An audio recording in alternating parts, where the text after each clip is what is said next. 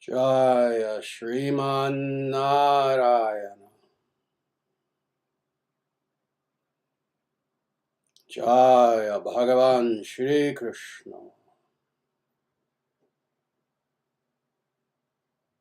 Jaya Shri Guru.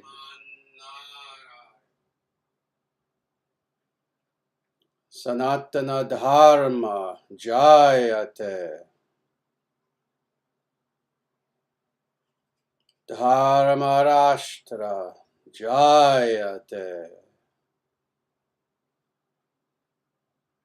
Surya Vansha Jayate. Om Hari Om.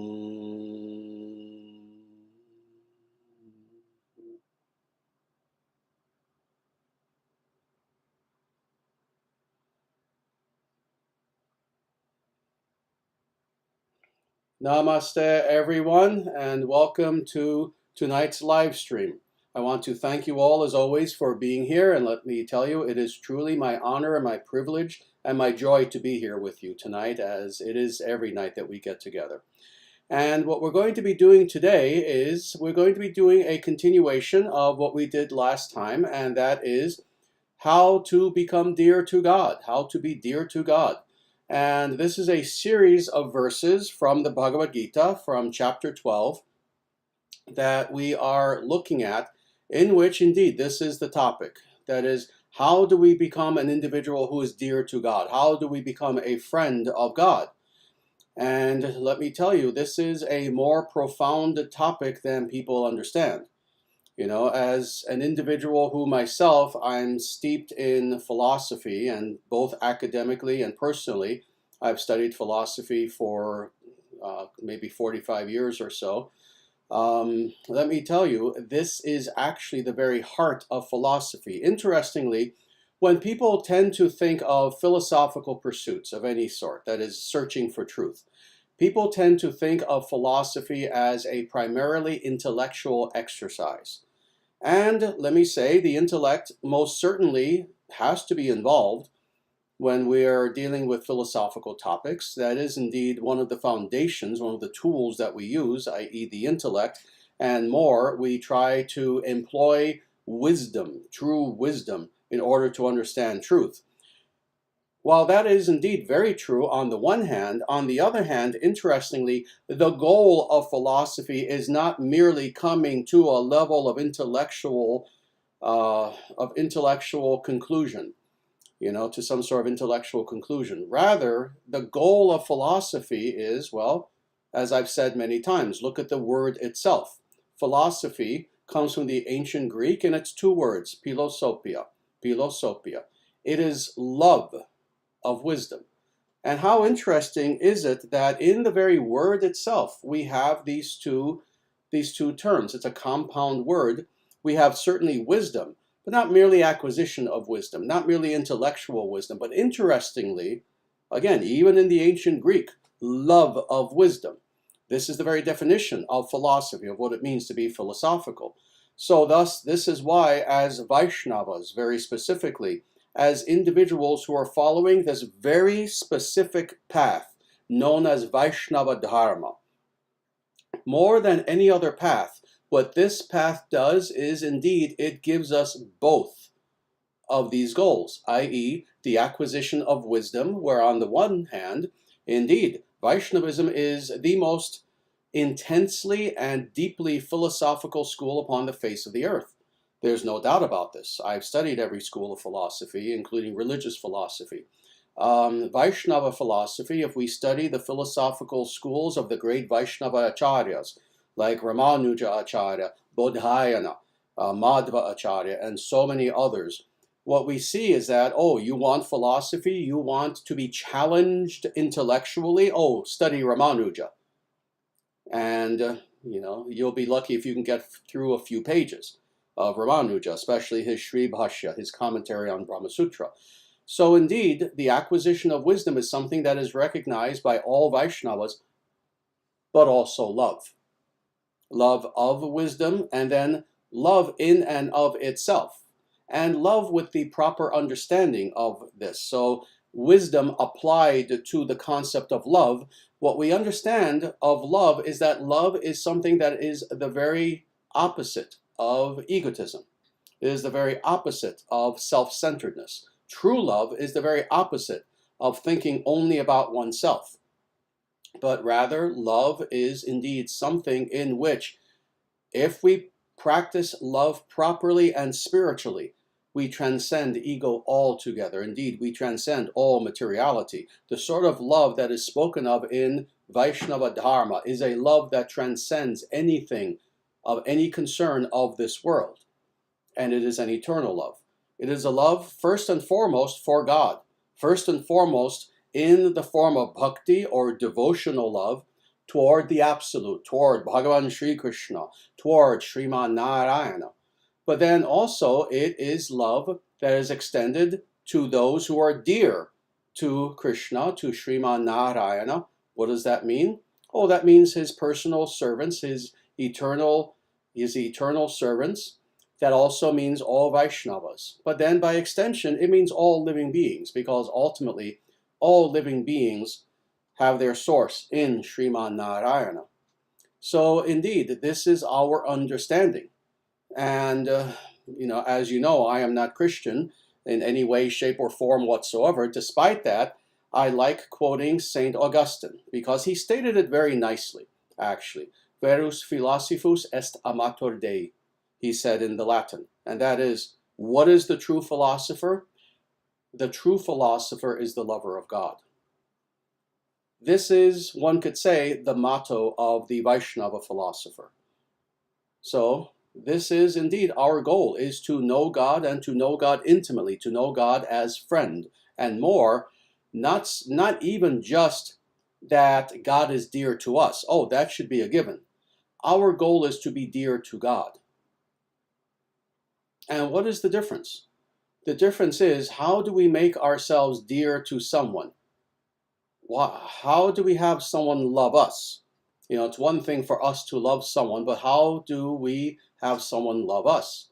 We give of ourselves to them. We give of ourselves. Well, we want to be dear to God. And that is what these verses are about. So now, with all of that preface, let's dive into these beautiful verses. And again, this is part 2. Part 1 was last week. And there will be at least a part 3, maybe a part 4, we'll see. But we're going to go through these verses now, 3 of them. If you want to go through them with me, they're in the description of this video. Just go there and you'll see the verses. So first, we're going to begin with Bhagavad Gita and chapter 12, and then this is verse 15. And Krishna speaks thusly. He for whom no one is put into difficulty, and who is not disturbed by anxiety, who is steady in happiness and distress, is very dear to me. So very, very beautiful verse. Very, very nice verse. And here in this verse, Krishna is explaining again who is that individual who is very dear to him. So this is very nice. It's very nice how these verses all end in the same way, and that's why it's a sequence, and we're going through this sequence. With each of these verses, he ends the verses in the same way. He'll explain the certain qualities of a yogi, of a devotee, of someone who is truly, legitimately, in a genuine way, spiritual. And then he'll say, that person is dear to me. So let's go through this very quickly.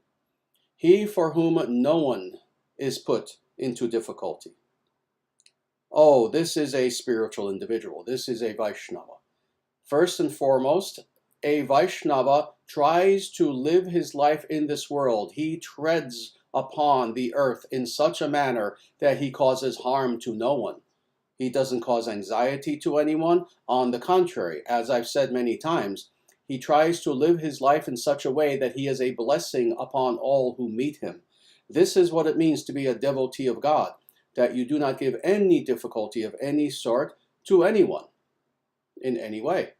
And as a result, people understand that you are a devotee, and they are very respectful toward you. Most people, most people, unless they're demonic, we're talking about innocent people, nice people, when they see that you're an individual who is surrendered to God and who thus not only does not wish them harm, but wishes them the opposite of harm, as a result, all doors are open to you. It means that people respect you. People know that you're a kind person. They will go out of their way in turn to help you. And none of this is the motivation of the Vaishnava. Rather, this is the inherent, essential quality of the Vaishnava, that they live in this world in such a way that they are burdened to no one. They live humbly, they live simply, they live in such a way that anyone they encounter, in accordance with the nature of that individual person they're encountering, they try to help them in the most important of ways, and that is primarily spiritually. So, he for whom no one is put into difficulty, but now let's go on, and who is not disturbed by anxiety. Interesting.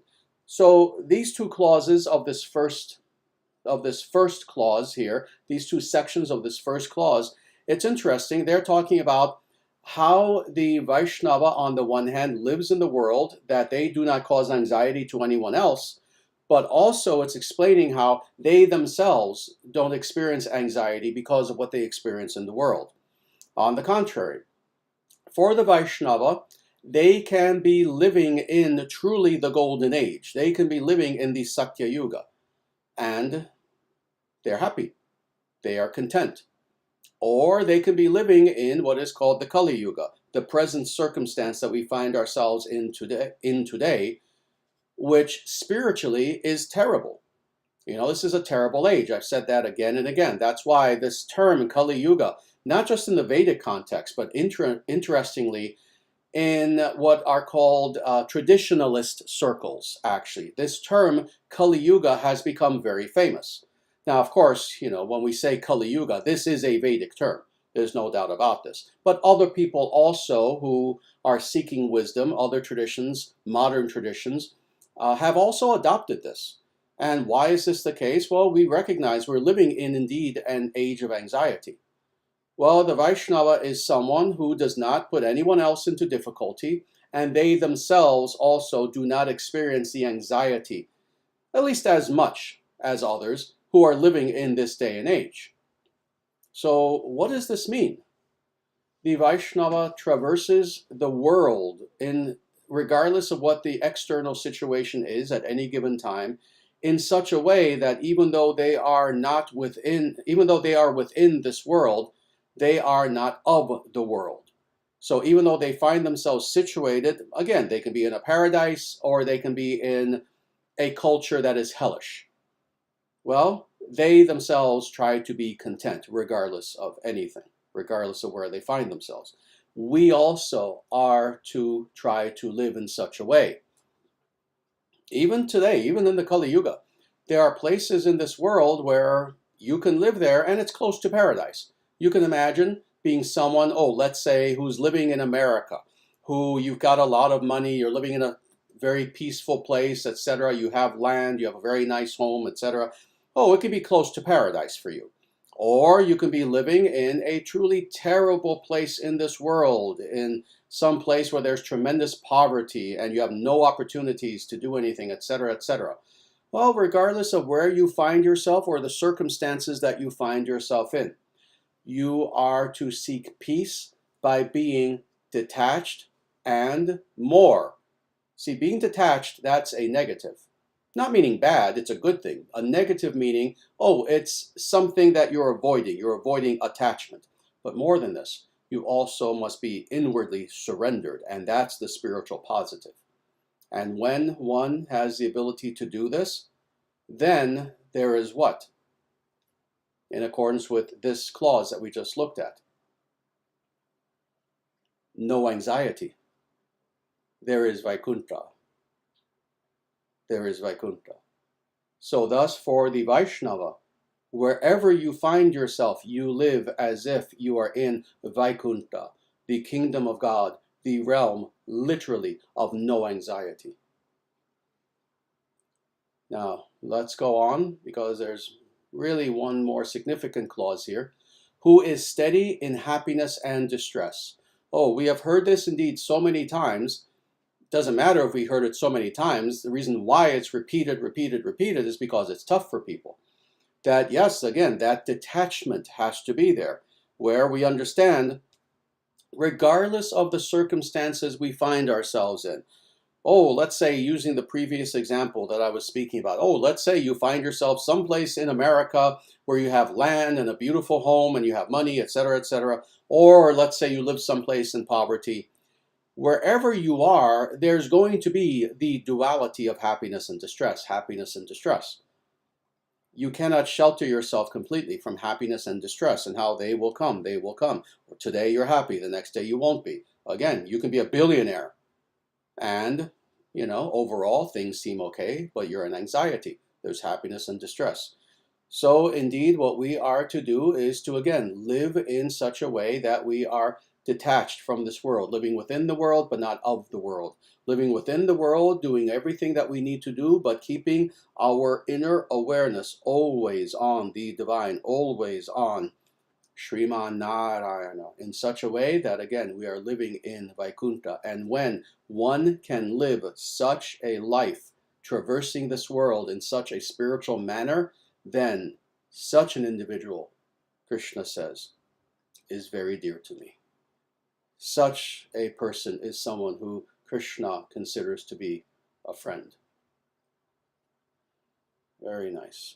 So with that, let's go on to the very next verse that we're going to look at.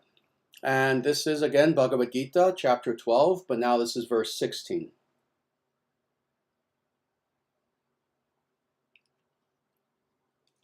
And Krishna explains, a devotee who is not dependent on the ordinary course of activities, who is pure, expert, without cares, free from all pains, who does not strive for some material result, is very dear to me. So again, very, very nice verse in this sequence. Let's go through what Krishna is explaining here exactly. So first of all, a devotee. We'll stop there. So again, Krishna is not speaking of just anyone. This is sadly the vagueness and the confusion of our age, when you get all sorts of self-proclaimed spiritual people and teachers and gurus and coaches and New Age this and that and the other, and neo-Vedantists and so-called non-dualists and people of every description, all of who are modern thinkers, modern meaning certainly the last century, at the most, the last maybe few centuries, 200, 300 years. And unfortunately, they will tend to not quite understand what Krishna is saying in the Bhagavad Gita. But again, a devotee, not just anyone, but again, a Vaishnava. Not Vaishnava in the Wikipedia sectarian sense of that term, but Vaishnava as the actual literal translation and understanding of this from the Sanskrit. That is, a devotee of Vishnu, one who wishes to know God in the highest. So now with that understanding, this is who Krishna is speaking of. A devotee who is not dependent on the ordinary course of activities. Now, this one clause here alone, and I do not exaggerate, we could speak about for a very long time. We can talk about this until the end of this live stream. We're not going to, because, I do want to finish these verses. But what is meant by this exactly? An individual who is real, an individual who lives in authenticity, who is truly genuine in their innate essence, in who they are, and in what they are actually ultimately pursuing, both philosophically and spiritually. This is an individual who is not dependent upon society in the same way that others are. You see, it's unfortunate. It doesn't matter what society you're talking about or almost what era of history you're talking about, let's say for at least the last 2 millennia or so. People, for the most part, need to conform to their society, to the culture, to the norms, to the deep state of their specific culture. political, cultural regime, etc., etc., etc. You need to be part of the system in order to prosper, in order to have anything that you want, etc. This is true for almost every society today. Again, every nation, every culture, etc. This has been true for a long time with many societies, etc. Well, the Vaishnava is a person who does not live to please his overlords, whether it's the government, whether it's the culture, whether it's the society, etc., etc. Now, if he can live in such a way that he can fully manifest his own spiritual yearnings and please everyone around him, oh, that's better, that's wonderful. However, the Vaishnava ultimately follows his own course, not caring whether others approve or not. You know, he doesn't flaunt it. He doesn't try to upset anyone. He doesn't try to be controversial. He doesn't try to be a radical outsider, etc. But if he needs to, he is, and he is inherently. Not because it's cool, not because he just chooses to be a countercultural sort of person, but because he is following his own light. He is following something that is there deep within him, in which he is pursuing truth, and he will go wherever that truth takes him. So thus, this is what Krishna is saying here. He is not dependent on the ordinary course of activities.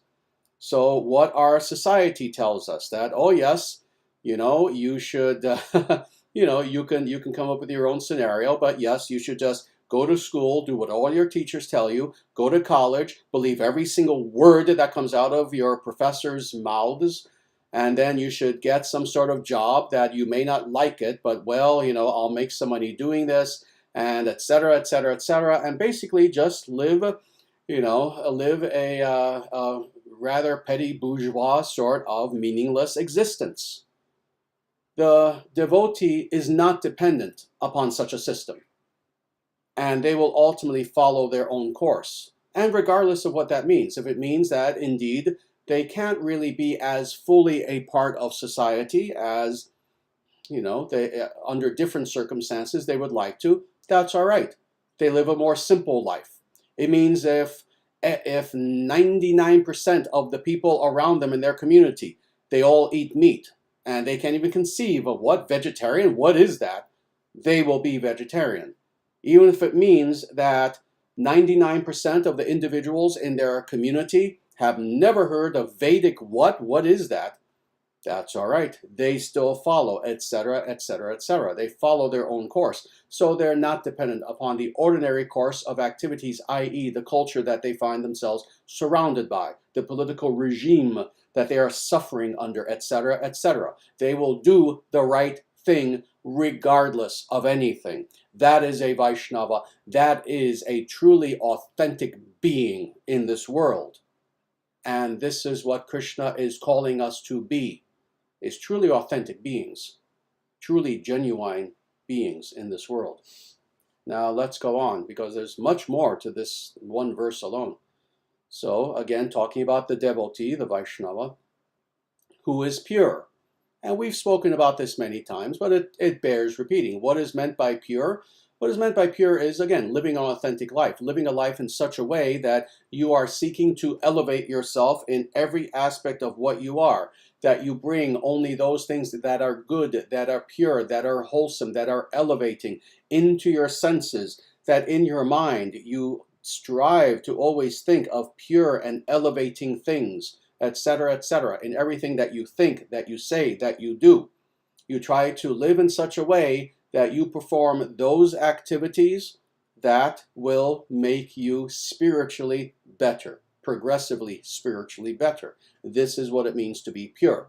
Unfortunately, when people hear this, especially people who come from a more, let's say, Abrahamic Western background, they tend to think of Puritan, that, oh, you need to be a very boring moralist. No, that's not what is meant. What is meant by pure is that which is truly ultimately healthy for you. That is living a sattvic existence.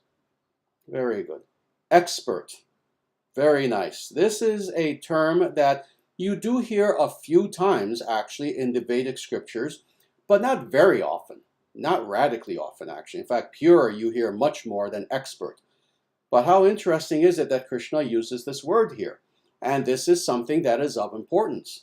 The Vaishnava is someone who doesn't use spirituality as an excuse to not then cultivate knowledge about a variety of topics in the world. Oh, I'm spiritual, so I don't want to know anything about how to budget my money. I'm spiritual, so I don't want to know even the slightest thing about how my car operates. Oh, I'm spiritual, so etc., etc., etc. That's not spiritual. That's laziness and low IQ. Rather, the Vaishnava is someone who, as much as is possible within reason, likes being an expert on many different things, many different topics, all of which are practical and all of which need to be known if the Vaishnava is to operate within this world. So, expert. Without cares. Again, how interesting. Another way of saying this is santosha, is contentment. So the Vaishnava does not have cares, and again, not meaning in, let's say, a stereotypical hippie-ish sort of way. Oh, I don't care what happens, I'll just live under a tree. No, this is not what is meant by without cares. What is meant by without cares is that regardless of where we find ourselves, if we're living in a mansion, or indeed if we're living in a small apartment, we are dedicated to God, we are doing the right thing, and we know we're doing the right thing. And as a result, we leave everything in God's hands.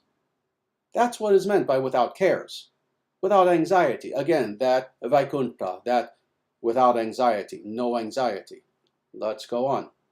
Free from all pains. Now, this is an interesting one, actually, and this will take a little bit of unpacking, not too much, but a little bit more than the previous words. Free from all pains. Oh, so the Vaishnava miraculously can never get a headache, right? The Vaishnava miraculously will never get a pain in his elbow because he's been working out, lifting weights too much, etc. This is what this means? No, of course not. Of course not. That would be truly silly. That would be infantile. No, what is meant by free from pains is, the Vaishnava will indeed experience pains once in a while. They will experience physical pains. They will experience, even deeper pains than this. Even a devotee can experience once in a while emotional pain, things like this. But again, the difference between the Vaishnava versus the materialist is that for the Vaishnava, the pains will come, but they are detached from them and they transcend the pains. They understand that the pains are there, but they don't complain so much. If they have to tell a doctor, they'll tell a doctor. If they are seeking help for a specific pain, they have to talk about it. But otherwise, they don't make a big deal about it. And they go on with their life in such a way that they understand that suffering, pain, then its opposite, happiness, joy, etc., that is the nature of this world, that pains, distresses, etc., they come. And that being the case, you simply do your best anyway, understanding that you are a servant of God. So this is what is meant by free from pains. Again, not that something won't happen to your body. No, things will happen. Even the greatest Vaishnavas become ill once in a while. But the difference is that the materialist, they're convinced that they are their body. So when they get ill, their world seems to be over for them. But not for the Vaishnava. For the Vaishnava, they can be in some sort of pain or ailment, but they go on in their service toward God with a transcendental attitude. Let's go on. And who does not strive for some material result. So again, this is also something that a devotee of God is meant to cultivate within themselves, that they don't strive for material result. Now again, what's meant by this? It's always sadly very tricky when we have to explain this to people because again, there are too many stereotypes about what it means to be a spiritual person. Many individuals believe that what it means to be a spiritual person is that you can pursue no material prosperity within this world whatsoever. Well, that's not the case. That's not the case. Indeed, we know the history of many Vaishnavas who, before they became full-fledged devotees and gurus, etc., they had lives, they had jobs, they did things in the world. Again, who is a good example of this? Abhaya Charanaravinda Bhaktivedanta Swami Maharaj Prabhupada. Prabhupada, before he became a sannyasi, before he became a full-time sage, he had a business. He tried to have some material prosperity in his life for himself and his family. But at the same time, being a perfect Vaishnava, he also, during that entire time, was also focused on Krishna. Focused on Krishna. As he was building his business, as he was doing whatever contracts and deals and different things that he needed to do, he was always focused on Krishna. So let's look at this again. And who does not strive for some material result. Now it's interesting, it's Prabhupada himself who translated this. And he translated it well, who does not, again, strive. So in other words, you can seek material results, that's normal. You have a business, you know, you want to have certain goals that you achieve, etc., etc. That's what it means to be an organized, logical person. But that striving for the results of your material activities in and of and for itself is not there. Rather, as a spiritual being, you are doing what you need to within this world, even materially. But again, always focused on God, always focused on Krishna, in such a way that, again, I keep repeating this, you are living within the world, but you are not of the world. You do what you need to in this world, but you inwardly are in Krishna consciousness, focusing on Krishna at all times. Now, all of these qualifiers that we just spoke of, now we end this verse. Such a devotee is very dear to me. So again, this is what Krishna is saying. And just to reiterate this, there is nothing that Krishna says, there's nothing that God himself says that is not with tremendous significance, that is devoid of significance. Why? Why in all these verses that we looked at last week, this week, next week, we're going to look at more verses in the sequence. Such a person is very dear to me, is very dear to me, is very dear to me. We have to contemplate even just that alone, what it means that Krishna is saying this to us. What does this mean? That God is saying this. You wish to be dear to me. This is what you do. This is what you do. So this is why, as we're going through these verses, and I know we have a nice audience of individuals who are both watching the live stream, but who will then see this video afterwards, I want you to really contemplate this. Not just that you leave after tonight and say, oh, well, that was interesting. Oh, let me go on to another video now. Let me go listen to a podcast. Let me do this, do that. No, please take this very seriously.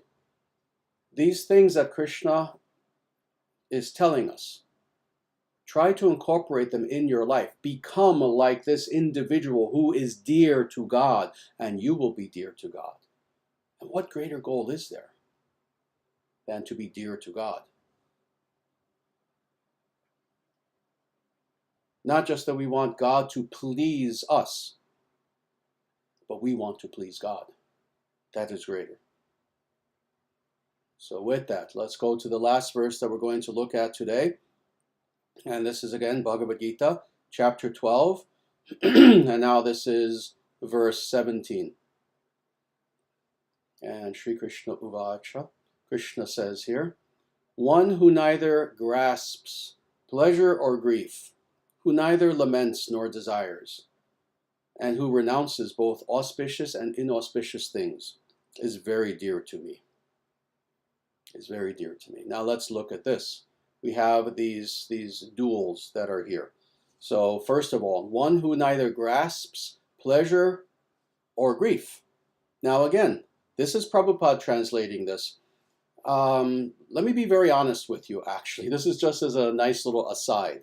At some point in the future, I'll be translating Bhagavad Gita myself. Indeed, I've already translated quite a few of the verses, actually. Because it has to be done, and I need to provide my own commentary on Bhagavad Gita. This will be several years from now. But let me tell you, and I've said this to many of my disciples, it's going to be very difficult with many of these verses to translate them better than Prabhupada has. He knew what he was doing. So again, one who neither grasps pleasure or grief. And again, every word is important, including this word grasps. When we see that word, now we understand precisely what Krishna is saying here in this verse. So pleasure and grief. Again, we're to be detached, but does this mean that we are incapable of seeing the difference between the two? No, of course we are. We can see the difference between pleasure and grief, and as ordinary human beings, we are to try to avoid grief as much as possible. Who wants grief? There is no spiritual path where you seek grief. You can seek tapasya, you can seek austerity. That's different. Grief is something different. Grief is something where inwardly you've lost hope. That's not what we seek. That's not what we're seeking. So as living beings, obviously we don't seek grief. And as long as it is a sattvic pleasure, it's something good to have. So on the one hand, there's nothing unreasonable about our understanding of pleasure and grief on the one hand. But on the other hand, we are to live in such a way that, materially speaking, any material grief or pleasure that comes our way, we live in such a way that we don't grasp either of them. In other words, we don't live our life in such a way that we seek pleasure, seek pleasure, seek pleasure, and this is the number one thing of importance in our life. And more, we avoid grief, avoid grief, avoid grief. No, on the contrary, the Vaishnava is someone who, on the one hand, transcends this duality of pleasure and grief on the one hand, but on the other hand, they also understand that both of these things are things that are not to be literally grasped for. They're not the center of existence. Rather, we will enjoy a little pleasure. We will try to avoid grief. And in any case, only if and only if it is in Krishna's service. So what does this mean? Well, if we have to choose on purpose a little bit of grief, just a little bit, again, because, let's say there is someone who they're in a dire situation and they need our help, and we need to do things that are difficult to help them. Well, that's going to cause a little bit of grief on our part. So now, unlike the ordinary person who under all circumstances will try to avoid grief, now we will choose not grief itself, but to go through that temporary grief in order to help someone. You see? So this is why the relationship that the Vaishnava has to pleasure and pain, let's say, is very different from the ordinary person. It's not just a matter of aversion toward pain and grasping toward pleasure. It's a matter of wherever my service to God and God's devotees take me, that is where I will go of necessity, and either way, I will be joyful and content within. Now let's go a little bit deeper. So one who neither laments nor desires. So again, these are all very similar. All of these duals that are here are actually reflections of one another. So this is why we're going to be able to go through this last verse pretty quickly, and then we'll have time for questions and answers. So one who neither laments nor desires. So again, the same thing. People will desire pleasure, and they will lament grief. So this is more of not just emotion, not just an actual action, a motion, but rather, let's say, an emotional attachment. So you have grief, now you lament, now you feel sorry for yourself, and everyone does. Whenever someone has something bad happen to them, inwardly they feel sorry for themselves and they lament, why did this happen to me, etc. And then vice versa. When you have pleasures, you desire more, you desire more, you desire more, etc. Well, the same thing that I was saying earlier about how the Vaishnava grasps neither of these things. In the same way, they don't lament. So something bad happens to them. They don't go through a lamentation where they just spend the rest of the day feeling sorry for themselves. But also they have a nice little pleasure. They had some nice little food that tasted quite good. That doesn't then become fuel for a desire for more and more and more pleasure. So again, what is this pointing to? The Vaishnava is someone who is a balanced individual. The Vaishnava is someone who approaches life in such a way that he's balanced, he's detached, but more, anything that he does with any of these dualities that are there, he does in order to serve God. Now let's go on. Who renounces both auspicious and inauspicious things. Now this is interesting. This I'm going to talk about a little bit more because, again, this is something that the modern mind could very easily misunderstand. Because the truth of the matter is, as Vedic people, we seek auspiciousness in the spiritual sense, in the good sense, in the sattvic sense. Well, this is not precisely what this is talking about. It's not that Krishna is saying, oh, you should renounce anything that is good, anything that is auspicious in that spiritual sense. This is not what Krishna is speaking about. Rather, auspicious or inauspicious, again, materially speaking. So we renounce both. And we, again, live our lives in such a way that our path before us is such that we are always doing things with this mentality. Whatever happens to me, either good or bad, either auspicious, inauspicious. I don't care about material auspiciousness, material inauspiciousness for their own sake, but only in how any of these things can help me in my service at the feet of Bhagavan Sri Krishna. This is the mentality of the Vaishnava.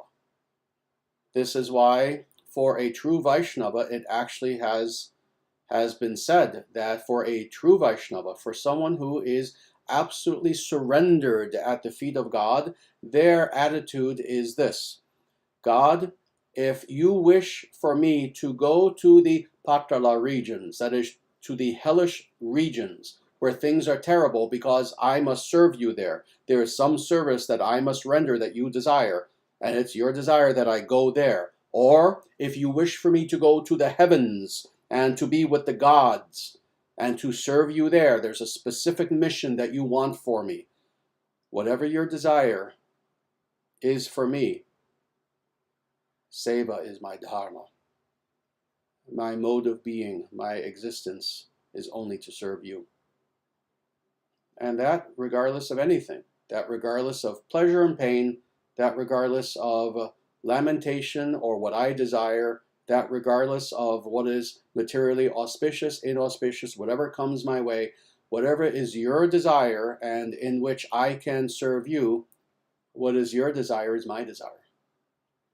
When one has such a transcendental attitude, then you can traverse this world in contentment and enjoy. And such a person, to end this last verse, is very dear to me, is very dear to God. And with that, that ends these 3 verses from Bhagavad Gita that we were going to look at today. And we have a little bit of time. We have about 15 minutes. And with that, let me tell everyone that if you have any questions, sincere, true, legitimate questions about Sanatana Dharma, please feel free to ask, and it would be my pleasure to answer.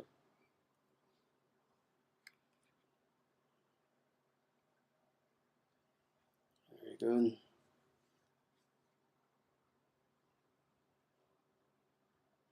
Give me a moment, please, as I look, because questions are now coming in.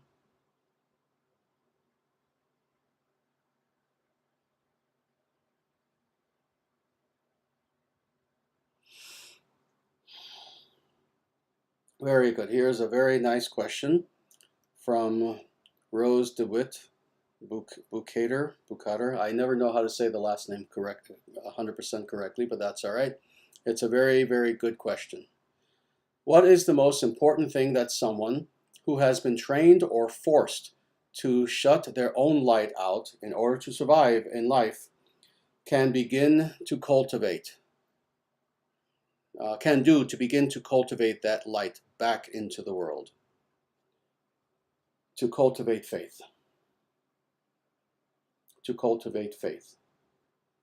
And let me talk about this a little bit deeper, actually, because this is a very deep question. It's a very good question. It's a question that I think many, many people can relate to today. And that is, when you find that you are yourself a good person, and sometimes due to bad experience, even that you were for a long time not completely aware of. But let's say you are indeed a good person, but due to situations outside of yourself, indeed, as is said in this question, you were either mistrained, trained in the wrong way, miseducated, or indeed forced to be such a person that you could not fully manifest your light in this world. You could not fully manifest your goodness in this world.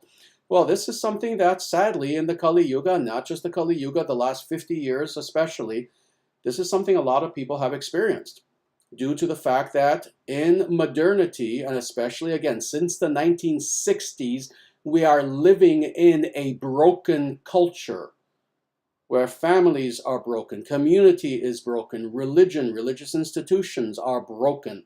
Don't be fooled by the fact that, let's say in America, you can drive around, especially in the Midwest, and you'll see a church practically on every block. No, religion is broken today, etc., etc. As a result, many people sadly have had this terrible experience where they are a good person, but that goodness was forced to be repressed, and hidden.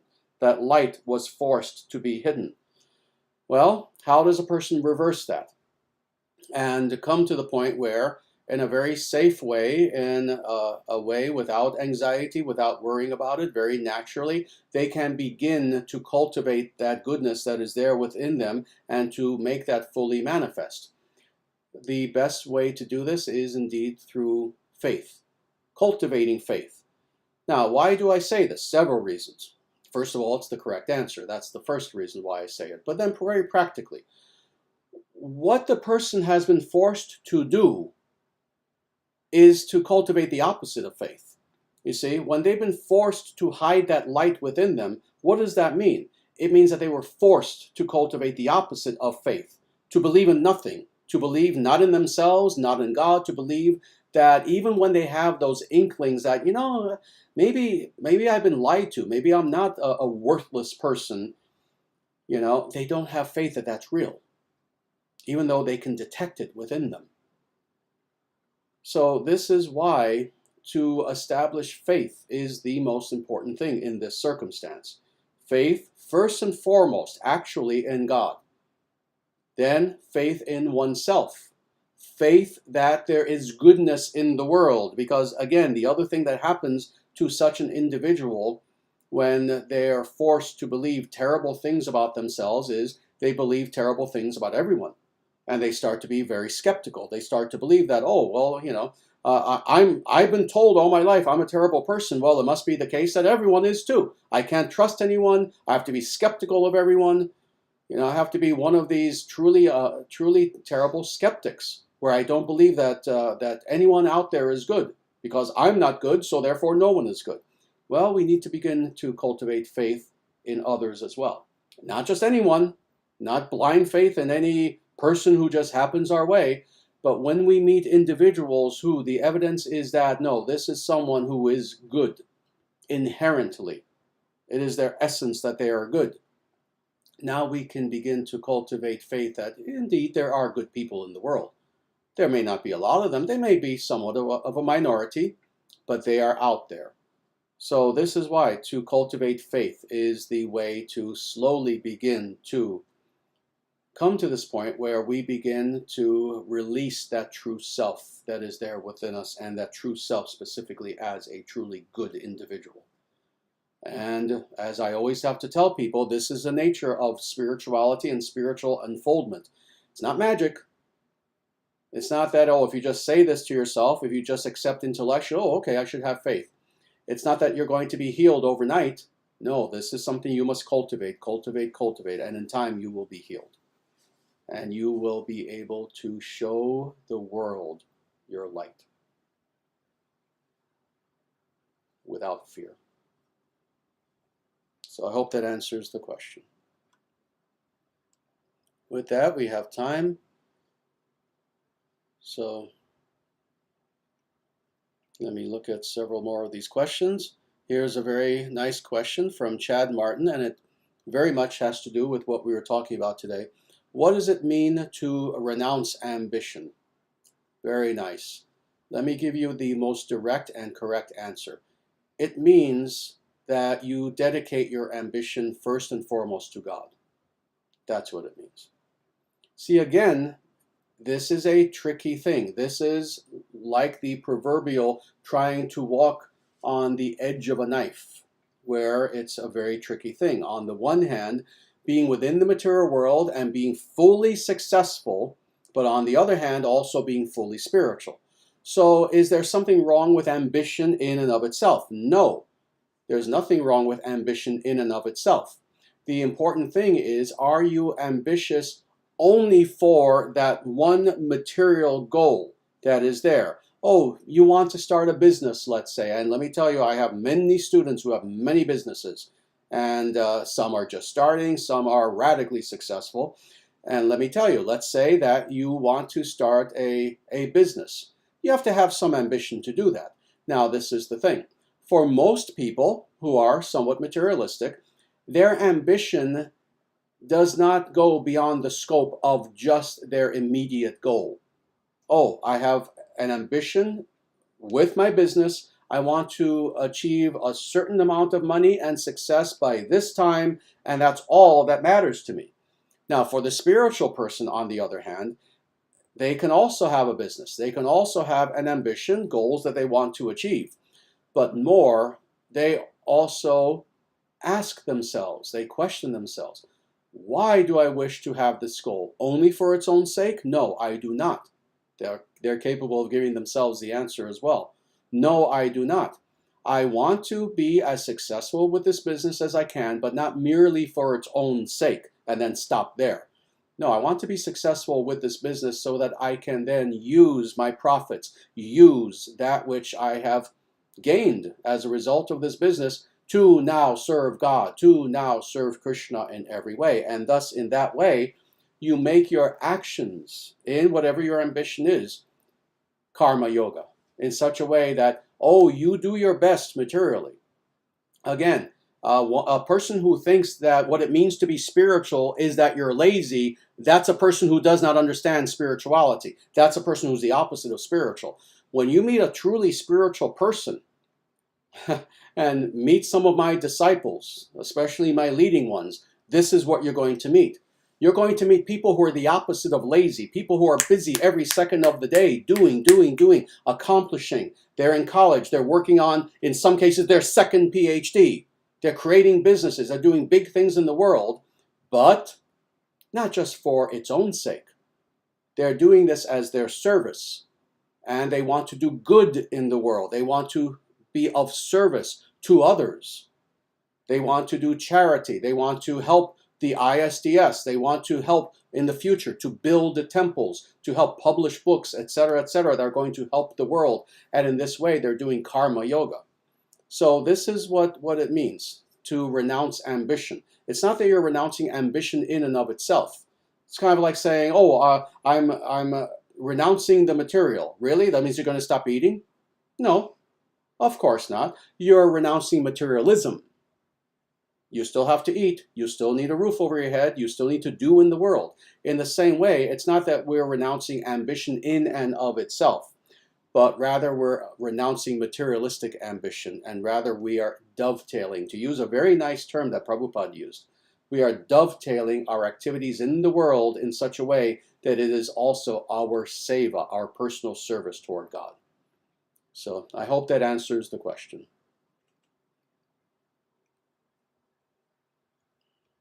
Very good. So Pavitra Nirola, you ask a nice question here, but it's very, very general. You say, I would like to know more about reincarnation, please. I can talk to you about reincarnation for the next 17 hours. So rather, this is what I would suggest. I would suggest that you please, when you have a chance, go to dharmacentral.com or go to Amazon and look for our main book. It's called Sanatana Dharma, The Eternal Natural Way. When you look at this book, it goes very, very deeply into reincarnation and karma, because they are linked. There's no separating the two. So if you look at that, that will explain precisely how reincarnation and karma works. So I hope that will be helpful.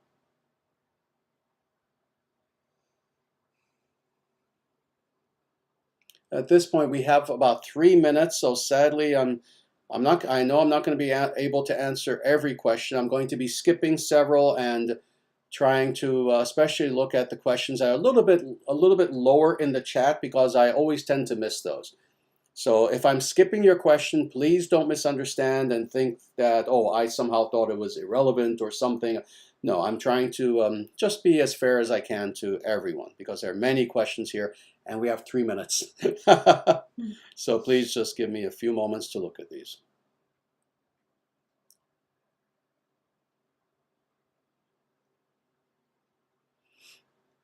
And some very wonderful comments as well. And sadly, I want to focus on questions again, just so that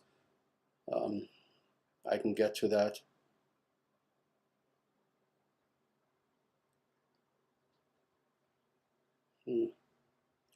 Very good. Let me answer this very practical question, actually, because no one has asked me this personally. So I'll just answer this. This is from Titus, and it is, Namaste Acharyaji.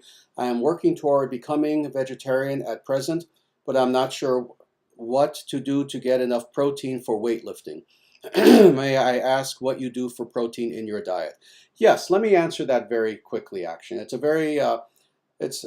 very practical question, but indeed, lifting weights is something that's very important to me, and I've recommended to people that they do this, and both men and women, but especially men. Actually, it's very important that if you're capable, that you do actual weightlifting, not just other things, not just running, not just aerobic type exercise, but that you lift weights as much as possible.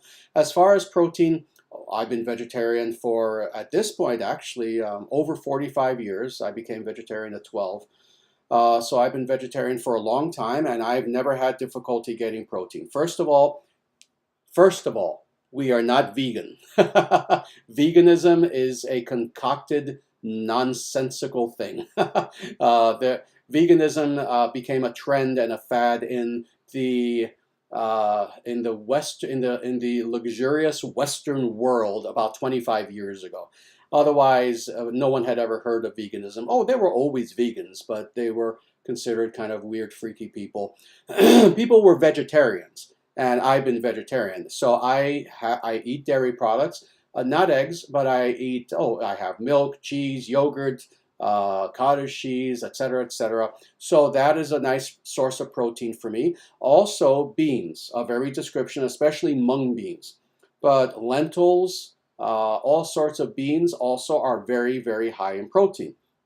And honestly, because I'm a weightlifter, I also have protein shakes as well. And it tends to be either whey or pea protein. And I find that those are tremendously helpful. And I'll try different sorts of protein shakes. Right now, I can't remember the name of it, but I'm having a protein shake that I believe has something like 60 grams of protein. So when I go to the gym and I come back after lifting weights for some time, I'll make a delicious protein shake for myself. And right there with one drink, I've had 60 grams of protein. There are some people who are meat eaters who don't get that much protein. But again, I'm also a weightlifter on top of just being a person. So there are many ways of getting protein. So I hope this has been helpful for you.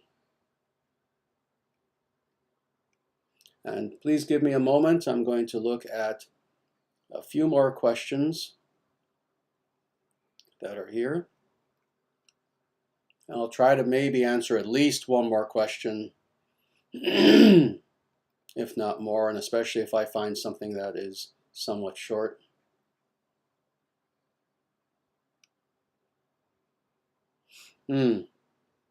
Very interesting. Very, very interesting. This is a very good question, and I'm glad that I, again, took my time and went a little bit lower in the chat to see this. This is from Cedric, and it is, original Buddhism did not deny the existence of the Atman. This has been demonstrated by the Pali translator Ken Wheeler. Any thoughts? Thank you, Acharyaji. Very nice. Well, first of all, you are indeed correct about this, and not just with this one translator, actually, but yes, I've studied the Pali texts in translation. Certainly, I haven't studied Pali itself, officially, but I've read translations of many of the Tripitaka, of many of the original Pali texts, but again, in translation, and several translations, not just this one individual that you mentioned. And it is indeed the case that the original teachings of the Buddha do not deny the existence of Atman in any way whatsoever. And indeed, I have several videos. If you will please look at the previous videos that go back several years that are here on our YouTube channel, you'll see that I have several videos about Buddhism where I actually go very deeply into this topic, even to the point of quoting several Pali texts, actually, where the Buddha himself is teaching. And indeed, the original teaching of Buddhism was very different from what we call Buddhism today. That's why, for myself, I make that distinction between what the Buddha taught versus contemporary Buddhism. And of course, for me, when I say contemporary, I'm talking about roughly the last 2,000 years. Because even 2,000 years ago, the original teachings of the Buddha started to become altered. But if you look at his original teachings, he did not deny the existence of self. He did not deny the existence of God whatsoever. He was simply quiet on the topic, etc. Indeed, there are many ancient, very ancient schools of Buddhism where indeed it is acknowledged that there is a self. I've even written about this. I've written academic papers that are available here and there in various journals. So the Tathagata school of Mahayana Buddhism, for example, is one of these traditional schools of Buddhism in which it is acknowledged that Atman exists, and very forthrightly so, actually. It's not a matter of interpretation. This is one of their doctrines. And there are other schools as well that go back to the original teachings of the Buddha. So indeed, the Buddha himself and his immediate followers for quite a few generations, they were not atheists. They did not believe in this later concept of shunyata, of nothingness, of nihilism. They did not believe that there was no self. No, the original teachings of the Buddha were very similar to those of Vedic spirituality, to Sanatana Dharma. And indeed, he himself, anyone who knows anything about Buddhist history knows this, whether you're an academician or a spiritual practitioner. He himself was born in a Vedic kingdom. He was a follower of Sanatana Dharma. He never renounced Sanatana Dharma. He left this world as a follower of Sanatana Dharma. And the other evidence that his teachings were still Vedic, the evidence of this is that for the first several hundred years, when Buddhism was first started, the Vedic priests and leaders of that time accepted the teachings of the Buddha as Vedic. It was only afterwards, and specifically as a result of the king Ashoka, that Buddhism then was viewed as something separate. But for the first few hundred years of Buddhism was accepted as just another school of Vedic philosophy. So indeed, we know for a fact that the teachings of the Buddha over the last specifically 2,000 years or so, 21, maybe 2,200 years at the most, they've been altered to the point of what we have today and what is called Buddhism. So again, this is information that I go even more in depth into in these previous videos on Buddhism, if you want to look at those. Very good. All right, wonderful. Well, I believe that due to time, I'm still looking, see if I can see a question I can answer in 30 seconds or less. Otherwise, we may have to stop here at this point. Very good.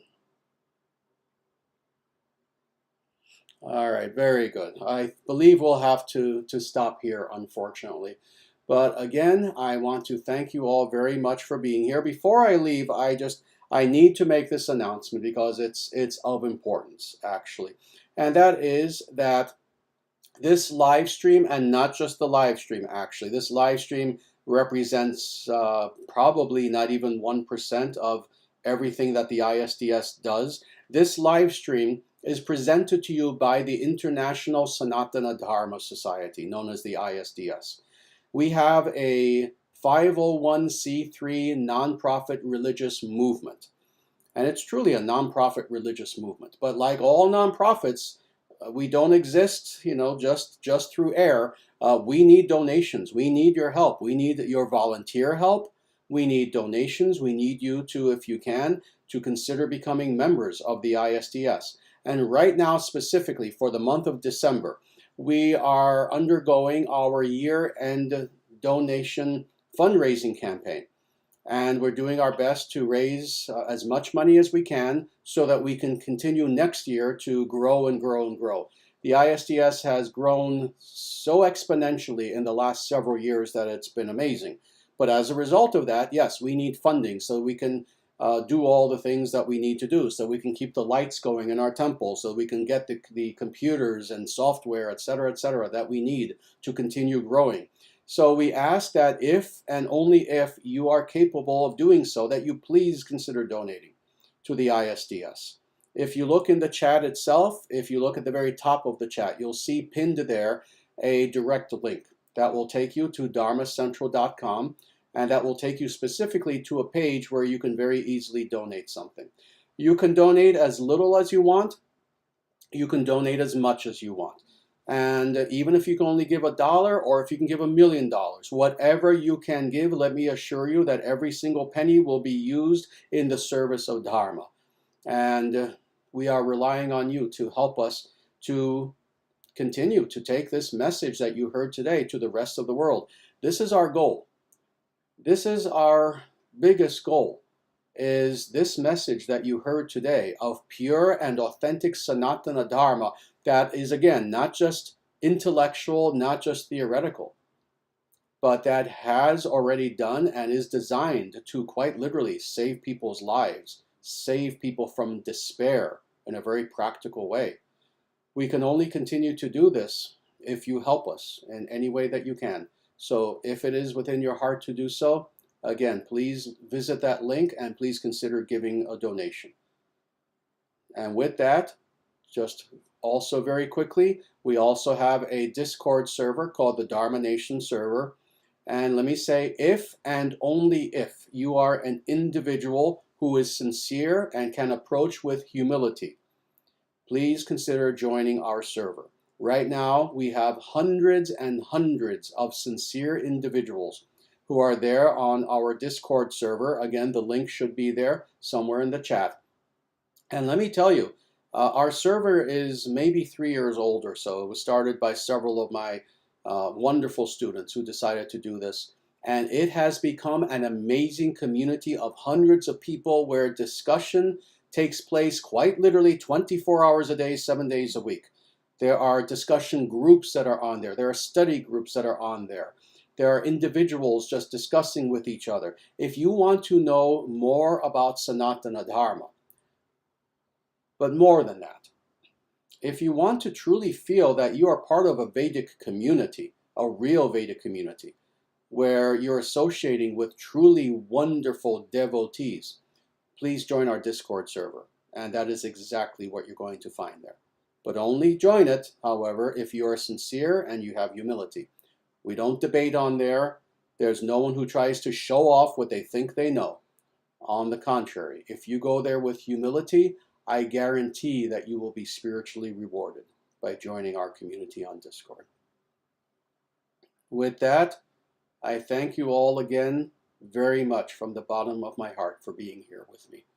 And we will continue with this sequence of verses next week, certainly next week, maybe the next 2 weeks. We'll see how long it will take to finish this series. So please join us again next time. And in the meantime, Namaste. Jaya Sriman Narayana. Jaya Bhagavan Sri Krishna. Jaya Shri Guru. Sanatana Dharma Jayate. Dharmarashtra Jayate. Suryavansha Jayate. International Sanatana Dharma Society Jayate. Victory to Sanatana Dharma. Evam Bhavatu. May it be so.